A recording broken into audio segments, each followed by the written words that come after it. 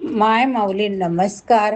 त्रिवेणी ओवी जागर सण वार उत्सव या उपक्रमात आज आपण पितृपक्ष निमित्ताने कावळा शिवण्याला काय आहे शास्त्रधार बघूया तर खरी.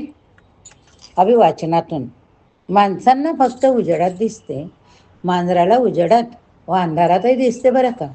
वटवाघूळ घुबडास फक्त अंधारातच दिसते. अशी निरनिराळी दृष्टी परमेश्वराने दिली.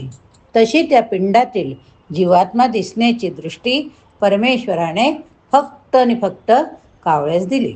आपली इच्छा पुरी होण्याचे आश्वासन मिळेपर्यंत तो जीवात्मा कावळ्याला शिवू देत नाही. कावळे जवळ येतात पण उडून जातात. मृत व्यक्ती कावळ्याच्या रूपाने येऊन पिंडाला स्पर्श करते अशी अनेकांची समजूत आहे. पण प्रत्यक्षात तसे नसून तो जीवात्मा इच्छापूर्तीचे वचन मिळेपर्यंत कावळ्यास मज्जाव करतो. पिंडाला कावळाचा का शिवला पाहिजे? तर कावळ्याची दृष्टी आहे म्हणून. जीवात्मा दिसण्याची दृष्टी कावळ्याला आहे, तर त्याच्या डोळ्यातील लेसप्रमाणे लेस तयार करता आली तर आपणासही त्या पिंडातील जीवात्मा दिसू शकेल असे वाटून जर्मनीतील एका संशोधकाने तशी लेन्स करण्याचा प्रयत्न सुरू केला. तशी लेन्स तयार झाली तरी आपणास जीवात्मा दिसू शकणार नाही, कारण लेन्स हे जीवात्मा दिसण्याचे साधन नाही, तर लेन्स बरोबर ती दृष्टी पाहिजे. जशी दृष्टी तशी सृष्टी. परमेश्वराने फक्त कावळ्यालाच दिली. कावळ्यासारखा डोळा असूनही अनेक माणसांना दिसत नाही. दुसऱ्या माणसांना त्याचे डोळे इतर माणसाप्रमाणे दिसतात, पण दिसण्याची शक्ती त्यात नसते. दिसण्याची शक्ती सूर्याची असते.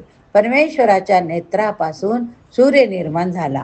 चक्षो सूर्या अजायत असे पुरुषसूक्तात म्हटले. तसेच सूर्यामे चक्षुषित्रितः असे दुसरे वचन वेदात आहे.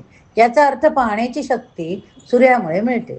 डोळा हे पाहायचे साधन म्हणून कावळ्याच्या डोळ्यासारखी लेन्स तयार केली, तर त्यात सूर्यशक्ती नसल्याने ध्वनिफितीत प्राणशक्ती नसते. त्याप्रमाणे त्या डोळ्यांनी जीवात्मा दिसणे शक्य नाही. जीवात्मा हा वायुरूप असतो. कावळा एकाक्ष नजर तीक्ष्ण सूक्ष्म 10 दिवसा पावे तो सूक्ष्म देह वासना राहिल्यास असतो.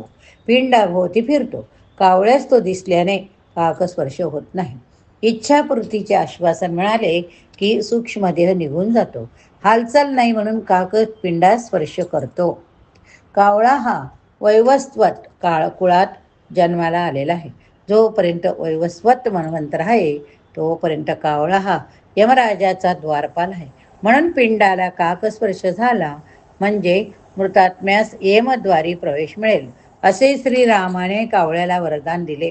म्हणून कावळ्याला दररोज अन्न दिल्याने कावळा अन्नरूपाने पापाचे भक्षण करतो. लक्षात घ्या, रोज जर आपण घास ठेवला बाहेर तर कावळा जर ते अन्न खाईल तर आपल्या पापाचं तो भक्षण करतो असं म्हटलं जातं. श्राद्धात अन्न दिल्याने यमलोकी पितरांना त्रास होत नाही, म्हणून कावळ्याला अन्न किंवा पिंड देतात. कावळ्याचा मान मोठा समजला जातो.